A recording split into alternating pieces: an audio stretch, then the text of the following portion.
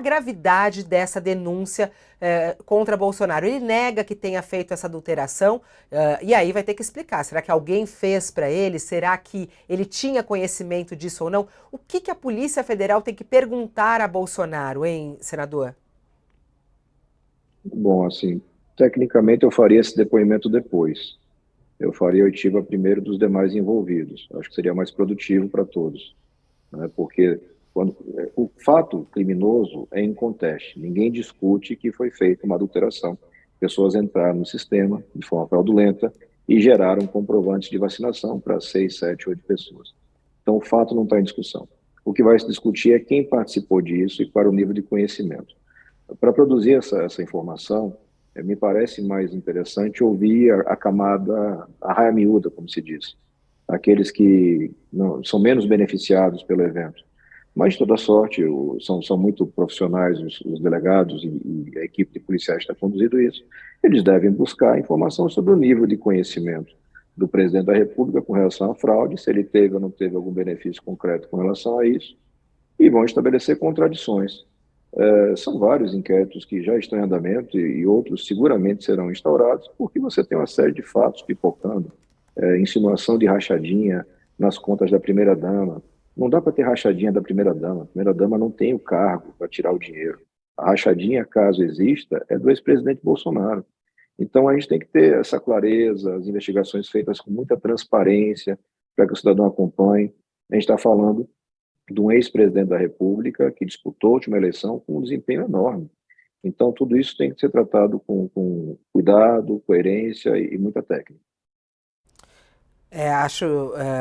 Quando o senhor falou, né, dessa história da rachadinha do Palácio do Planalto, até ontem, na explicação feita pelo advogado e pelo assessor dele, o Fábio Weingarten, eles disseram, isso é pífio, são valores pífios, né, trazendo ali um lado assim, isso não é tão importante, nada tem a ver, olha só a diferença com o que aconteceu em outros episódios de corrupção.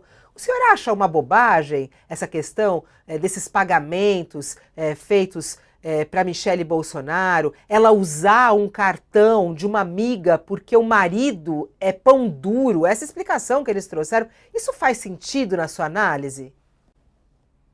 Não, não faz nenhum sentido. E o Brasil não pode se rebaixar a ser um concurso de ladrão, para saber quem rouba mais. Se eu roubar determinada fatia, eu sou microempresário do crime, então tem uma isenção. Não faz. Honestidade não existe pela metade, né? Honestidade é uma coisa sólida. Existem condutas claramente ilegais, existem condutas claramente imorais, que foram adotadas em vários governos e aparentemente também foram adotadas no governo Bolsonaro. O que nós precisamos é de investigação bem feita, técnica, responsável, que dê transparência e direito de defesa, mas principalmente para a sociedade. A sociedade tem que entender. Eu não posso normalizar condutas. Eu não posso normalizar usar dinheiro público para pagar despesa pessoal, se isso aconteceu, né? A investigação vai andar ainda.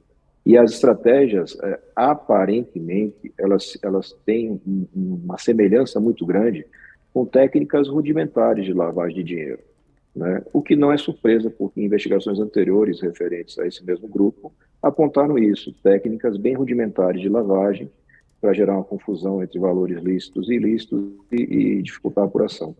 Um bom trabalho de investigação elucida isso rapidamente. O senhor acha que é o caso de convocar a Michele Bolsonaro a prestar depoimento? Acha que em algum momento ela terá que ser convocada?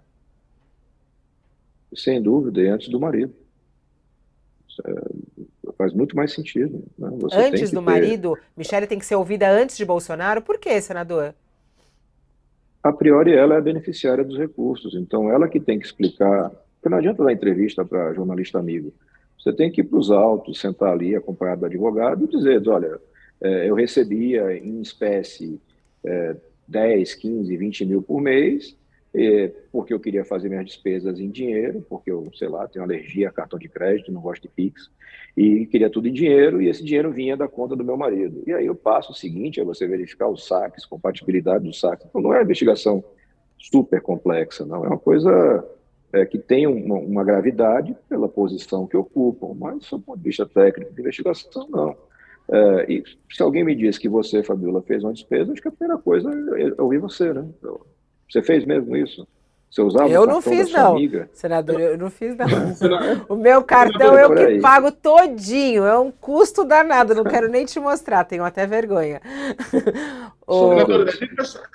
só para fazer um comentário, pedir um comentário para o senador, não está chegando no final da conversa, mas o interessante de tudo que está acontecendo, o que a gente tem visto, é que, apesar de todas as responsabilidades do governo Jair Bolsonaro apontadas pela CPI da pandemia, apesar das outras responsabilidades apontadas com relação a atos de caráter golpista, ou mesmo responsabilidade em territórios indígenas, a gente está vendo avançar até mais rapidamente, né, uma possibilidade de responsabilização do presidente por coisas que são consideradas menores, né?